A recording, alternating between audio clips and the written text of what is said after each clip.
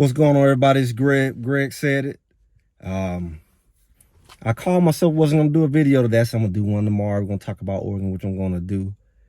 But I got some inspiration. I was talking with my mom, and she mentioned, hey, I saw the press conference. She didn't know who she was talking about. But he said he wasn't ready. Coach Prime said he wasn't ready, and they asked why. They said he's holding himself back. And she was asking about a DB that was supposed to replace Travis Hunter. And I said, oh, this is big news, right? But really, you know, for somebody like her who don't follow the game, and she kind of watch it a little bit. But definitely people who follow in the game, I was one of them. The big talk was who's going to fill in for Travis Hunter, who has to step up. And as Coach Prime says, cornerback by committee. But he specifically said that Cormani wasn't ready, and a lot of people don't know how to take that. And I thought about something, you know. When I went to college, and I went on football scholarship, I was a tweeter. I was in between.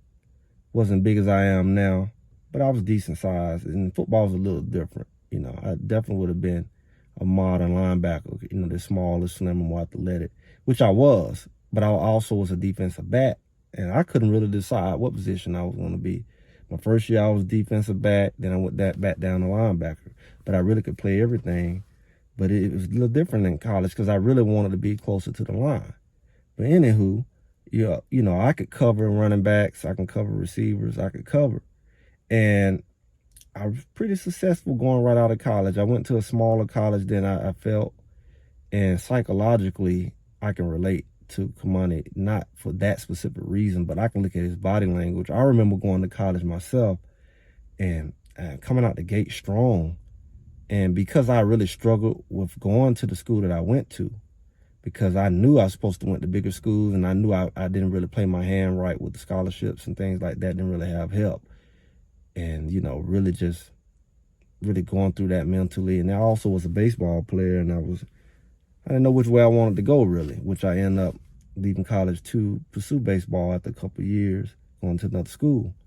But I remember what it's like to just be mentally out of it. It has nothing to do with your ability to perform or your skill set, because I really was like making plays to the point where it made it worse for me. And I'm not saying that's the case with Cormani, but I can understand what Coach Prime says when you holding yourself back, because I held myself back, especially once I kind of had a self-fulfilling prophecy. I didn't feel like I was supposed to be where I was, and I felt like I was let down, and I went through. And I think for him, it's other things too that I went through. You got to think about, Cormani is an extreme introvert from what people describe.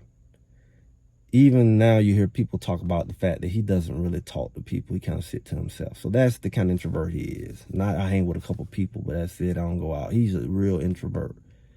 So in this environment, it can be overwhelming. You got a very aggressive, very confident environment. The players he behind, it doesn't matter if they're better than you, they're more aggressive than you. It's almost like that non-aggressive person who can fight somebody and it's like they'll get beat by them because they kind of just passive. They can whoop them. They're stronger, they're bigger, but they just don't want no problems. Then they can learn to get bullied. It's like that. This environment can be a lot for somebody like him until he kind of come out of that. You know, when you look at just the popularity of the school, the celebrities, the attention, then you look at the fact he was the next coming of Travis Hunter. That's a lot to put on somebody, straight out. You know, totally different personalities and mindsets. I feel like Travis could do a lot for him, especially right now. I feel like I could do a lot for him, you know, because I see that body language. I can relate. I know exactly what it is when he's not making the plays, and it's just like he's not giving his all. He's not, and he's lazy, or he's this or he's that. You get these different things, but it's really your mind. It's like you need a sports psychologist or something like that. Somebody to kind of talk you through your thoughts. You got to look at a young man who's raised by a single mom. You don't really see a father figure. You may have some family. Most of the time you're seeing his mom, his sisters, and things like that, maybe aunts. And this man has probably been really with women for most of his life. Then you look at, as a new college player, he leaves Florida and go all the way to Colorado. As much as great as Coach Prime is and the support he has mentally, if that man never been away from his family or traveled like that for an extended period of time, it's a lot. It's a lot by itself to go away from home the first time. I remember the adjustment. I don't care if it's 2 hours away, an hour away, 30 minutes away. You on your own. This man is on his own for the first time. He's accountable for himself. He has to make sure he eats. You know, who knows to what degree he didn't have to worry about a lot of stuff. It's like all sudden, in combination with everything else, he now has to take care of everything. He has to take care of, he's still a student. And he may not be the strongest student, but he has to juggle all of these new things as a man without his mom.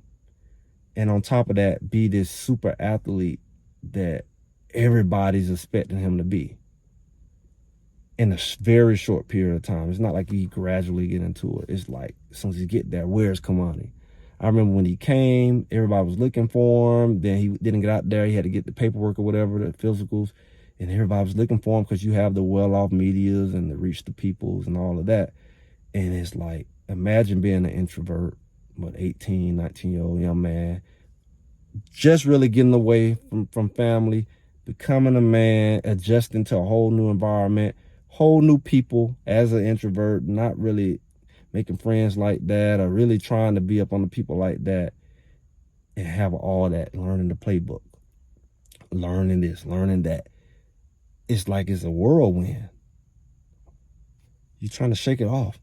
And it's got all these new things that has demands. I don't know how, I can imagine the schoolwork having demand on them. If you're not a strong student, that's a lot by itself. And you go into a school like a Colorado. It's not a low-level school. Who knows who's trying to understand that? So I think Coach Prime is doing the best thing because he is a student athlete. And he's new to this. He's new to everything. And everything has this level of pressure and expectation for him. And we all have to understand that, how that could be. You know, it's a challenge. And with the team, you know, going through this crisis with Travis, it's like, oh, you really got to throw him out there now. And it's like, I thought that it would be great for him just off a need, but it could be even more pressure depending on his how he assesses it mentally. So we said, where's Cormani McClain? You know, it's a great thing that they do have a lot of depth. I can tell you right now, the slow release is starting to speed up. From what we're hearing and what we're seeing, a lot of other guys are starting to be released that were injured. And it was more than what probably people think. At safety position, at the slot position, I'm not slot, but the nickel, what they call star, the cornerback position. A lot of these guys, they're going to be okay. In fact, it's going to be like TCU all over again because they don't know really what's coming on both sides of the ball. And it's like this Travis situation has actually, I don't know, made it happen. It was going to happen to some degree, but it's really going to happen. They're going to see a whole new team.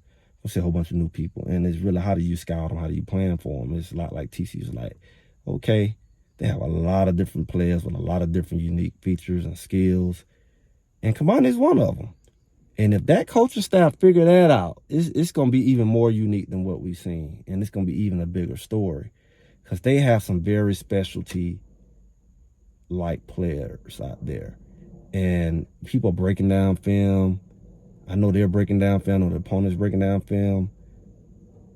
They have some personnel challenges and some misalignments and some misassignments. It's not because they're sorry. It's not because they're not talented. It's really like they keep saying, we keep hearing them say, they're beating themselves. They are beating themselves.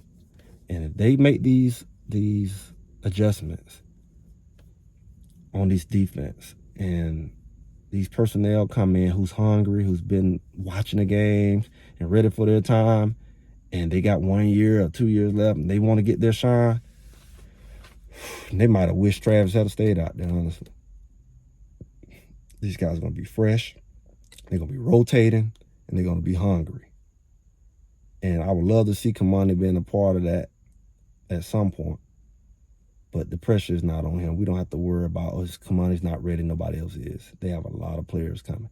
It's going to be an exciting week. So keep your eyes out for it. We're going to have some more videos. You know, I'm definitely going to be talking about Oregon maybe tomorrow. So make sure you all like, subscribe. Make sure you all comment, share this thing, hit the bell notification. Greg said it, and I'll talk to you all soon.